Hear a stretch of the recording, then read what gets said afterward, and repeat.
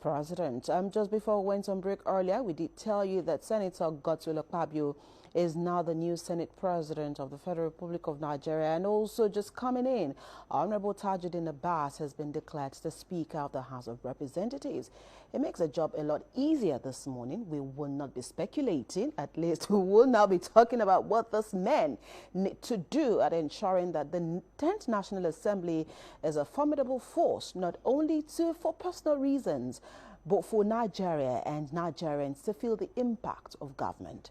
Joining the conversation this morning, I have two gentlemen who will be joining me and taking a look at what we have on before us. And we have a legal practitioner as well as political observer, Mr. Dari Oloyede. Thank you for being here today. Good morning. Thanks for having me. And we also have a public affairs analyst, Dipo Oyewole. Thank you for being here this morning.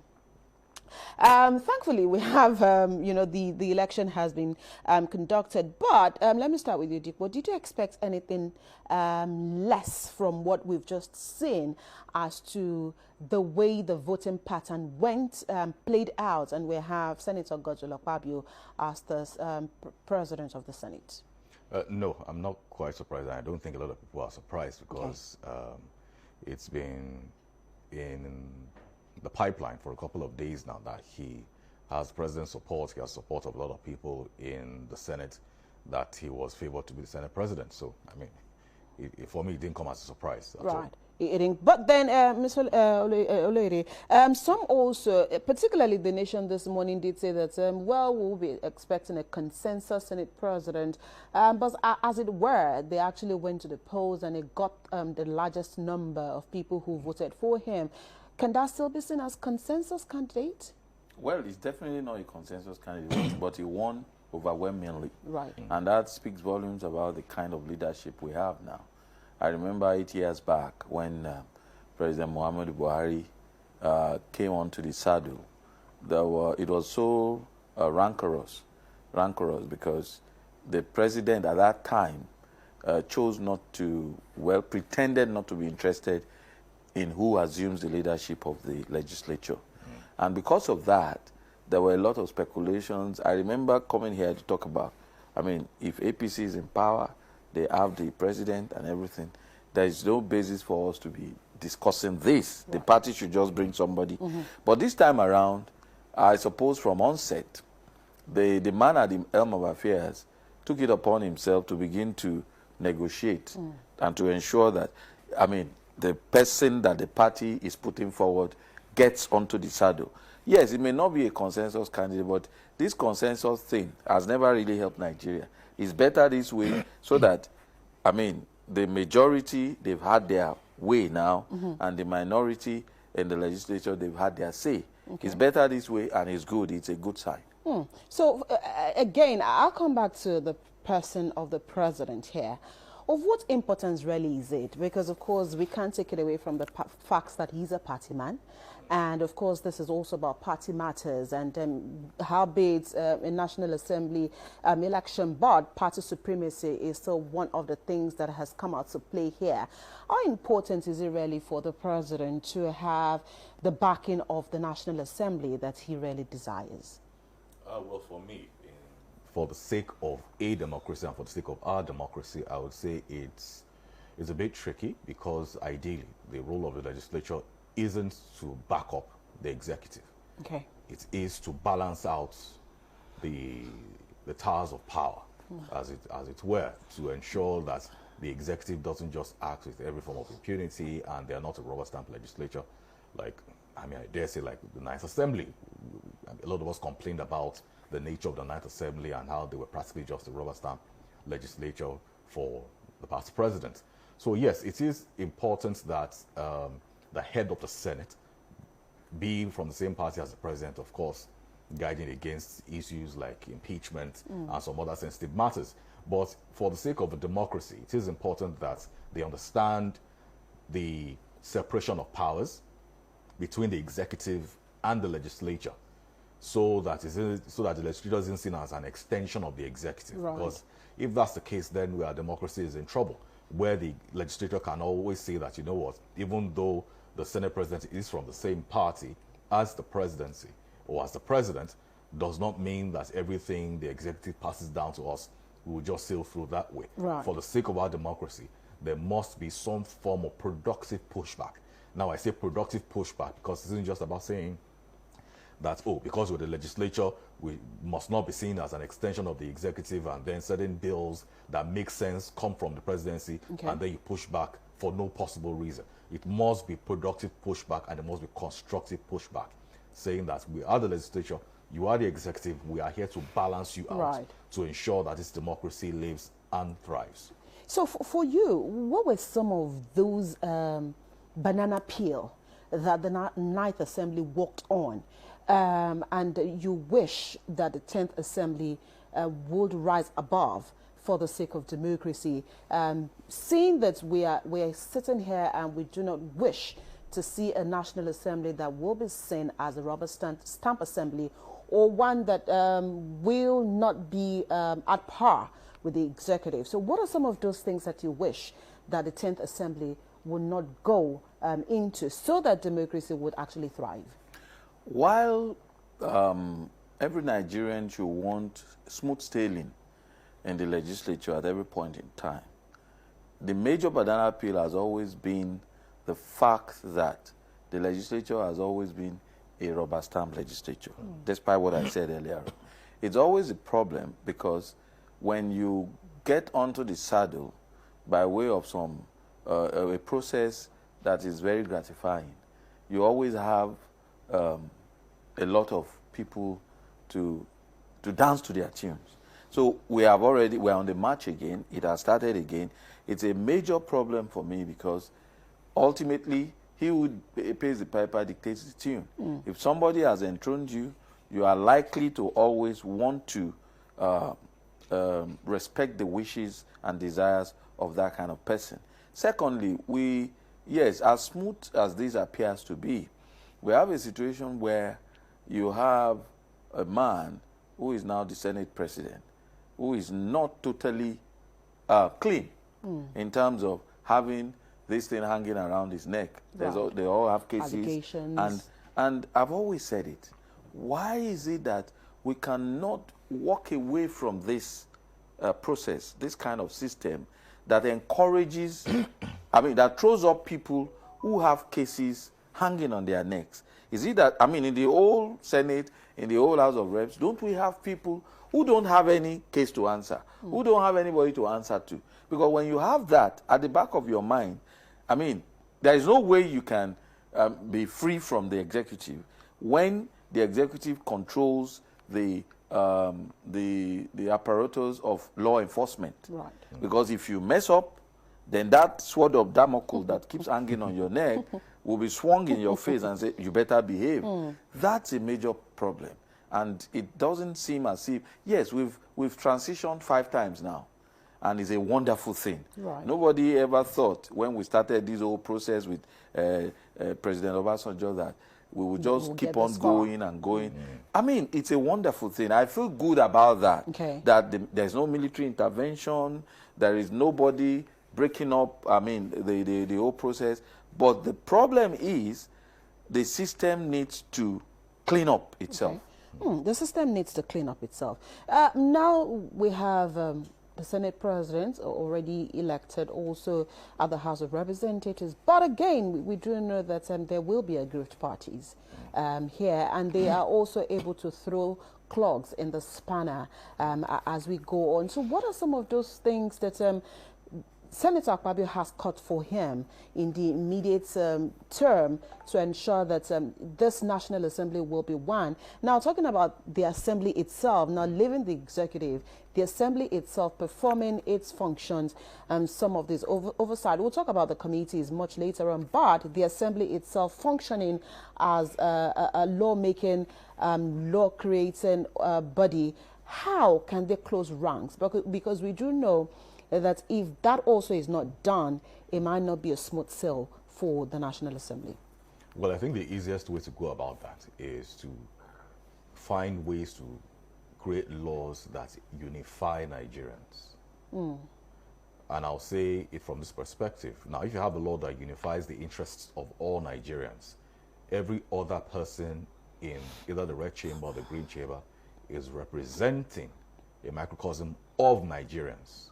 So either they are in the opposition or they're in your party. Everybody's on the same page. Right. You understand? So it's not rocket science, really. If you have progressive laws that show that you have the interest of Nigerians at heart, because I see no reason why you would have, for example, maybe there's a bill being passed that you want to make law that affects my well-being, and then because you're my representative, you're in the opposition, you are kicking against it. We will have to come together to recall you that, Mr. Man, this is not not the time about to play you. Politics. This is not about politics. This is about governance now. Right. So that is one way that they can shore up their ranks and to ensure that their influence is truly felt by Nigerians. And it isn't just about saying you're playing politics. It's elections are over. Are we there? Are we there yet? Are we actually there? Have we healed to that level where we are beginning to think about Nigeria and not about a region where you're from? And so it should be about you and I and not about the region that I represent. Are we truly there? We are not there yet, but I'll talk about the point that I wanted to talk about later. I'll mention it now. This is also the place where the citizens also have a role to play, where we need to hold our elected officials accountable.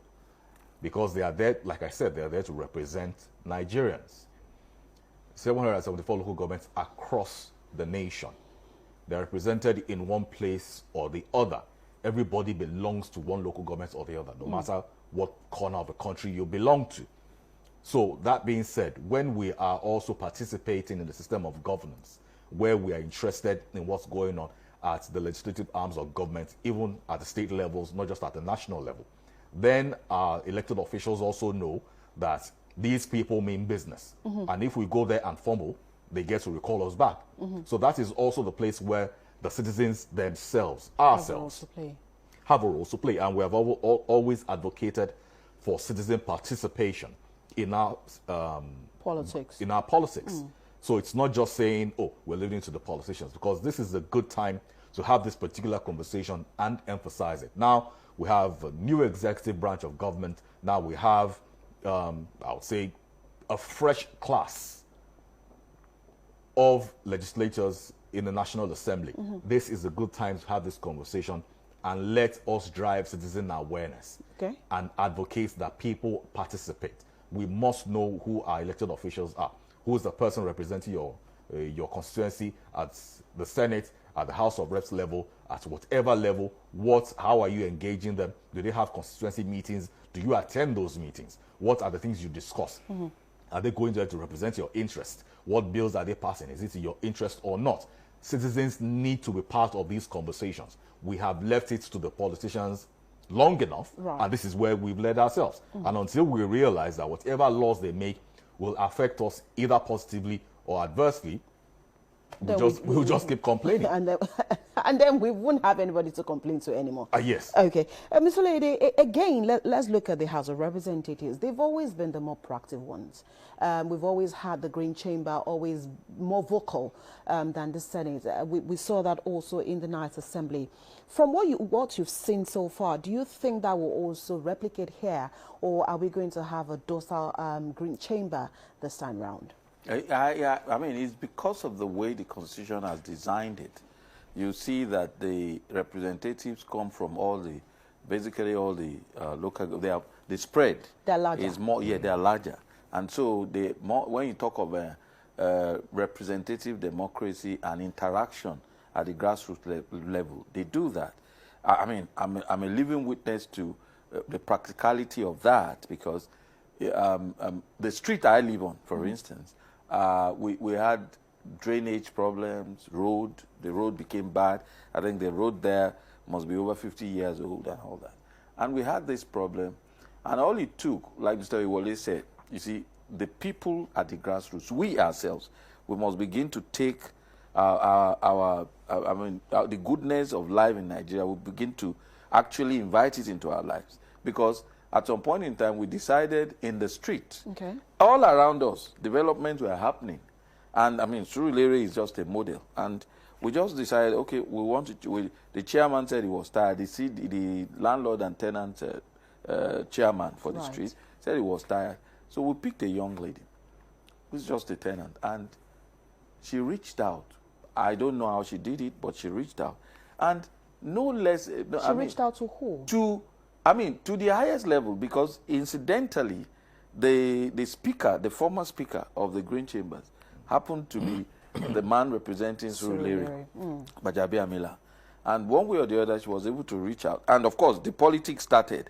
They then said, oh, this street falls into this particular LCDA. It is not under Surulere. And all those stories started. And of course, when it got to the man, that is the representative of Surulere, it's no longer about Surulere. He just pushed one constituency project to the street. And today, I can tell you, it's the newest road in Lagos State. So, number one, we have to appreciate the fact that the House of Reps will always play the leading role in reaching down to the lowest level of the democratic experiment. It's not going to change.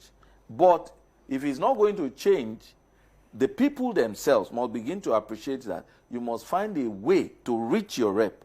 We hear of, in America, say, oh, any small thing, somebody has been refused entry into America, and they say, I'll talk to my rep. In Nigeria, most of us don't even know our reps.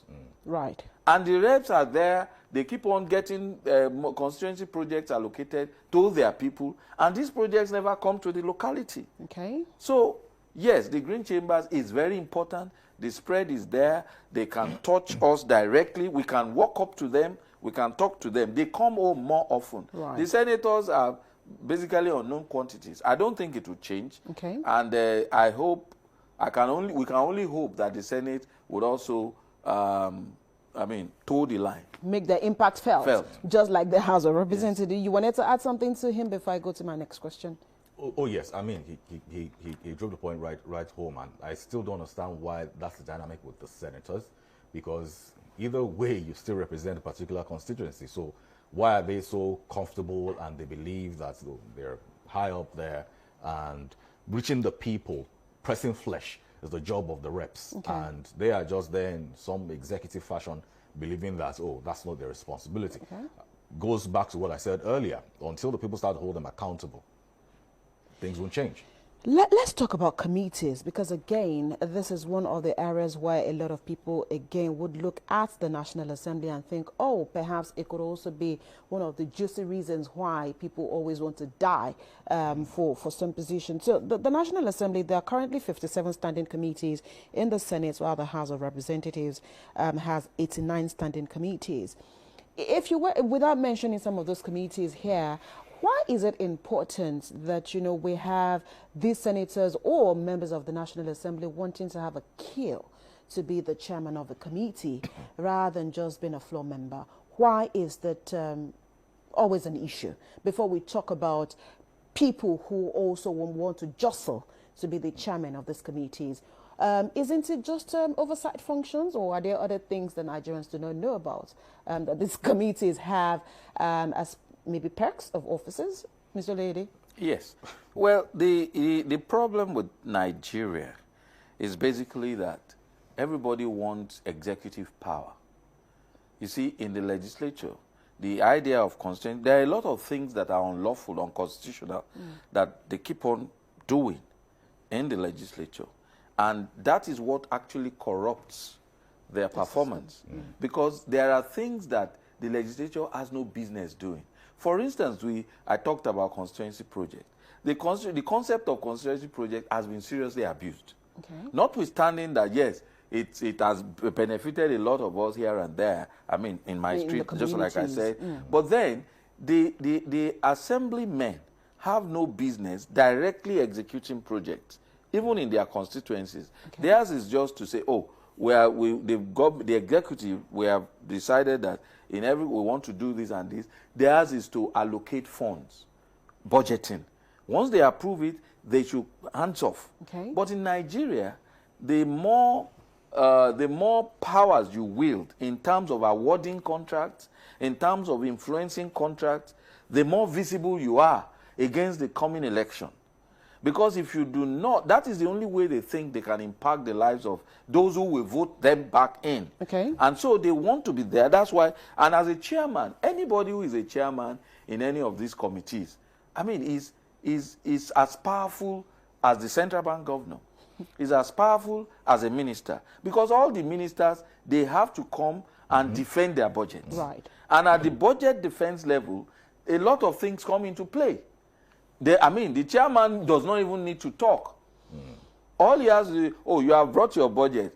Well, I don't see these and these there. These are not discussed in public. Right. But this and you have to insert this. We've had so many scandals of somebody saying, if you don't do this, you cannot or do saying, this. oh, you said we should put this. You said we must pay for your ticket. Hadi Sirika is also saying same. Exactly, Yes. 5 million and all that. So those are the things that come into play. Right. And until we can actually divorce the legislature from wielding executive power, whether by way of influencing budget, whether by way of awarding contracts, in terms of appointing somebody as chairman and all that, until we can do away with that, we may just not have a legislature that is free from the apron strings of the executive. Okay, you were itching to add to that. Or again, let me put it this way. So if the committees are really so important to the lawmakers, of what impact should it really be to the people whom they have gone to represent as the National Assembly? I'm afraid at the committee level, I'm not sure it's mostly about representation at that point. It's mostly about getting the perks of, because all these committees, they're not free. They have a sitting Allowance here sitting and there. allowance, standing allowance, peeing allowance, newspaper allowance, Sleeping allowance. sleeping allowance. Really? and of course the influence that comes with it, because if you're in a particular committee, it's expected that you have certain influence over certain parts of the systems of government. So nobody wants to ruffle your feathers. Everybody wants to curry favor with you. Certain funny things start to exchange hands and all sorts of improprieties. So those things are there. It's mostly about the influence that they wield at the committee level, and like you rightly said, also being able to show that, oh, I'm a person of influence. You should vote me back into office next time. But unfortunately, the Nigerian people aren't looking at, okay, that influence, what value has it added to us? If it hasn't added any value to us and it's only added value to you, we are going to boot you out, because in the end, you're there for yourself.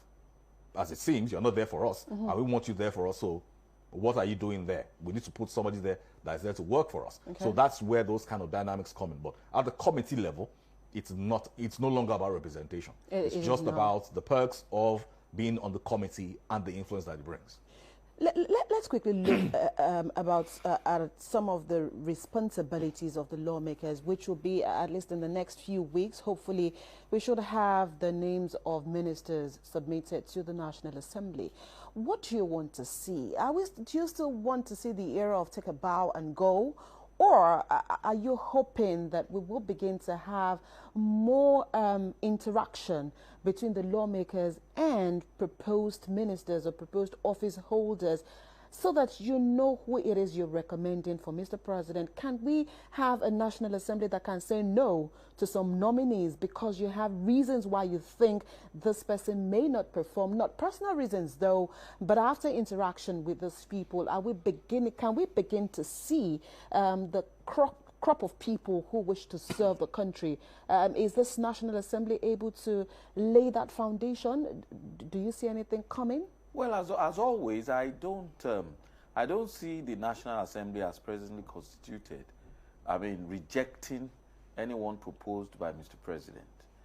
First and foremost, because I believe right now some people would already have a list of proposed ministers. Okay. They would have the list. I'm sure Mr. President has his list. Right. And I like what he did as a governor in Lagos State. I know that in terms of choosing the right hands, to fit square pegs into square holes, I believe it is not his problem. The problem of Mr. President will not be paucity of technocrats, men of timber and caliber, men who can actually deliver. That will be the least of the problem of this president. The problem will come, the disappointment will come for someone like me if I begin to see funny names, strange names, and names of people who ordinarily have some form of blemish already. Okay. Because this is a government I mean, like the First Lady, in response to the comments by the former Vice President, I said, look, the God has blessed our family. We are not here to feed on Nigeria's money. Now, I believe this is a legacy administration, an administration that should set the gold standard for Nigeria to follow as we make progress in our democratic experiment. What I mean is, it is time for the President of the Federal Republic not to saddle the responsibility of actually approving or disapproving nominated persons on the floor of the chambers, but to give them people that they have no choice but to say, yes, you've done our job for us. But it doesn't mean that, oh, they should just say, take a bow. No, Nigeria has gone beyond that. Because the process expects that there should be a form of interaction on the floor. Let the people come. I believe the people Mr. President will choose, they are people who can stand their own. There are people that when you put questions to them, they will answer. We're in the realm of speculation. I mean, I may not believe... This is your personal opinion. I may not believe everything else about Mr. President. I believe he won't have problem having people who can make Nigeria move on. So the Senate, yes, but they should ask their questions. And if there are hidden facts or details we don't know, we know.